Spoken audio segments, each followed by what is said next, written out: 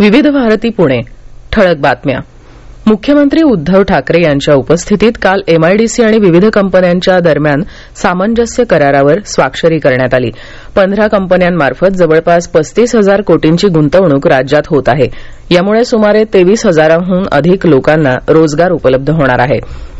कृषी विद्यापीठामार्फत नव्यानं संशोधित केलेल्या सुधारित आणि संकरित वाणांच्या प्रसारासाठी कृषी विभागामार्फत रब्बी हंगामासाठी 3,14,000 क्विंटल बियाणांचं अनुदानावर वाटप करण्यात येणार आहे.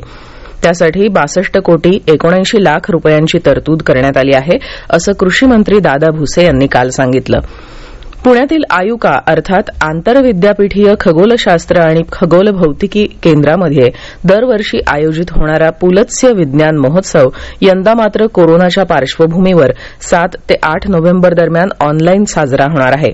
आयुकाच्या मुक्तांगण विज्ञान शोधिकेच्या इमारतीत हा महोत्सव भरेल.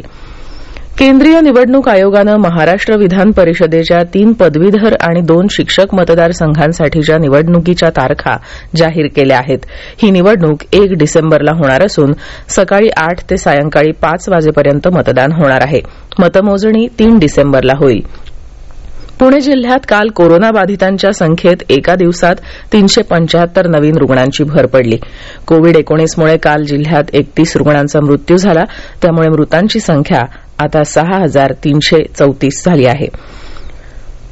जयपूर अत्रौली घराण्याचे ज्येष्ठ शास्त्रीय गायक आणि गुरु पंडित दिनकर पणशीकर यांचं काल अंबरनाथ इथं एका खासगी रुग्णालयात निधन झालं. ते 84 वर्षांचे होते.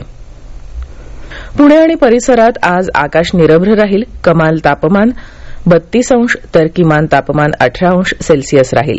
या होत्या आतापर्यंतच्या ठळक बातम्या. यानंतरच्या ठळक बातम्या सकाळी 9:58 वाजून